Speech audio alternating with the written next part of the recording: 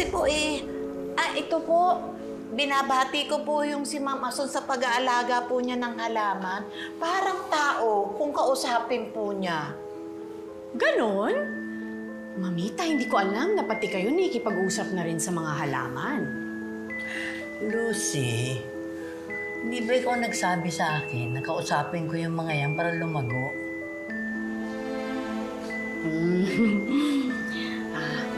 Wala lang.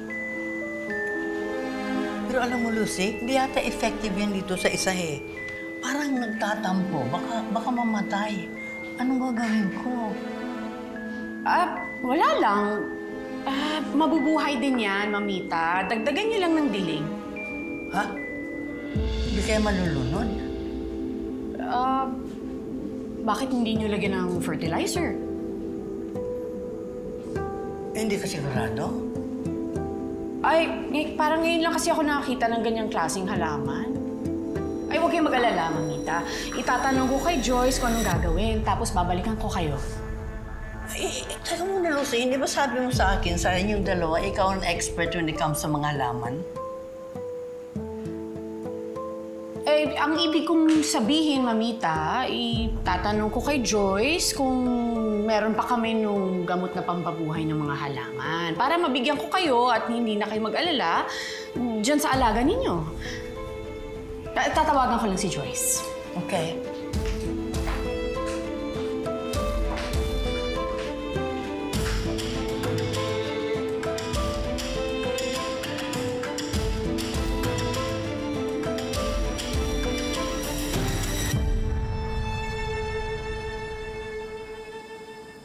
Ayan na nga bang sinasabi ko sa'yo eh. Mag-iingat ka. Ang hirap sa'yo eh. Nakulong lang si Lucy, naging pabaya ka na. Masama ba ang mag-relax, Nay? Mahirap kaya magpanggap 24/7. Pati ba naman sa pagtulog, kailangan mag-alalusi pa rin ako? Aba, dapat lang, no? Kung hindi, baka mahalata ka nung matanda. Kaya nga pesting-peste na ako dyan kay Azon. Akala ko pa naman kapag naging Lucy na ako, magugustuhan niya ako. Aba, ito pa rin naman ang experience ko sa kanya dati. Lagi na lang niya ako inoobserbahan at tutok pa rin siya sa akin. Ginusto mo yan, di ba? O di galingan mo. Baka nakakalimutan mo. Gustong-gusto nung Ason si Lucy. Marami silang mga interes na magkakapareho. Kaya nga panay ang banding-banding nila eh. Kaya ikaw, ayusin mo nga yung pag-aasta mo, yung pagsasalita mo, yung mga kilos mo. Dahil kung hindi, baka mahalata ka nung matanda. Tandaan mo, kahit matanda yon, matalas pa rin yon. O sige ka, pag nahalata ka, sayang lang lahat ng pinaghirapan mo. O ito na nga Ano ba yan? Hanggang ngayon ba naman pahirap pa rin yung pagiging perfect ni Lucy? Gusto rin ka pa yan?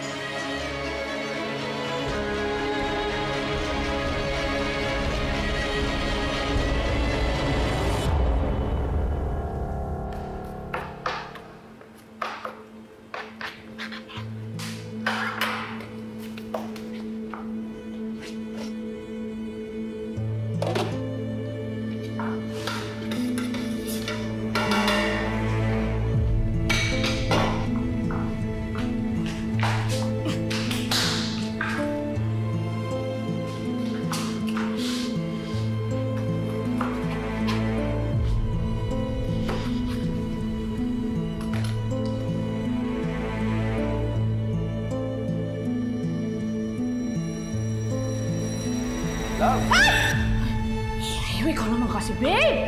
Kasi ako nagulag eh. Sorry naman. Ikaw naman kasi. Love, ano nangyayari sa'yo? Mukhang tarantang-taranta ka. Basta. Ikaw yung reyna ng kusina. Kayang-kaya mo tong kusina. Kaya bilib na bilib ako sa'yo. Lahat ng putahe, kayang-kaya mo. Lahat talaga ng putahe? Grabe naman. Pwede si Lucy nang magaling. Ano? Ay, hindi. Ang sabi ko kasi, kinakabahan ako. Kasi hindi na ako sanay sa mga ganitong magluto para sa maramihan. Kasi naman, kapag pumalpak ako, nakakahiya sa mga bisita ni Mamita, hindi ba?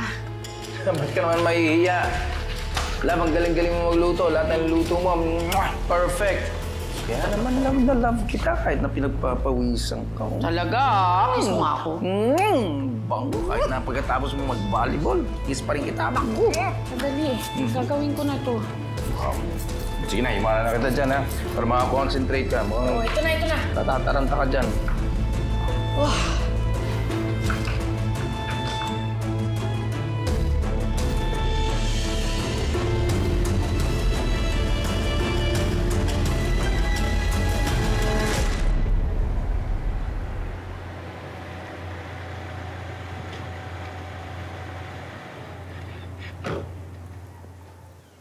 Ma'am, long time no see.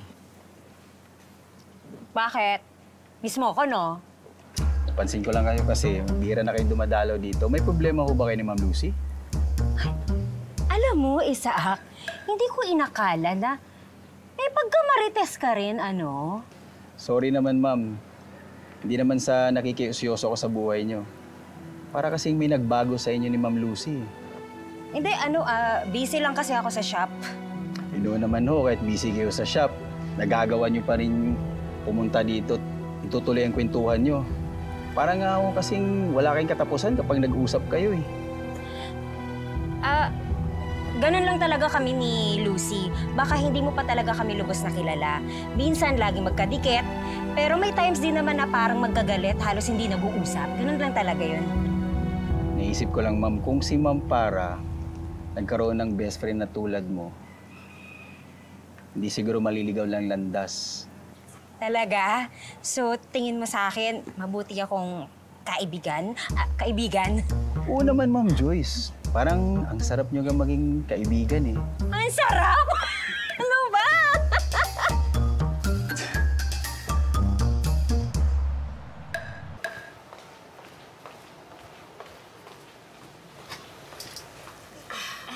Bro, andito ka na pala. Asan si Darius?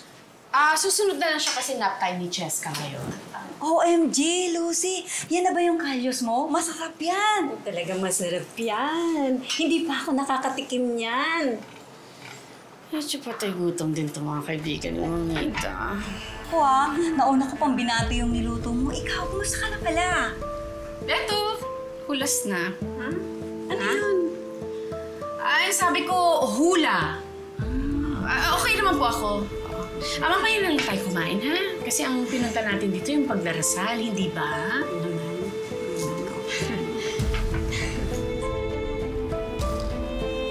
Excuse me. Ay, sandali lang po, ha? Mamita, meron kayong bisita. Ha? Ito po, yes. Etong si Sister... Sister, ano nga ulit ang pangalan ninyo? Hindi mo ako nakikilala, Lucy?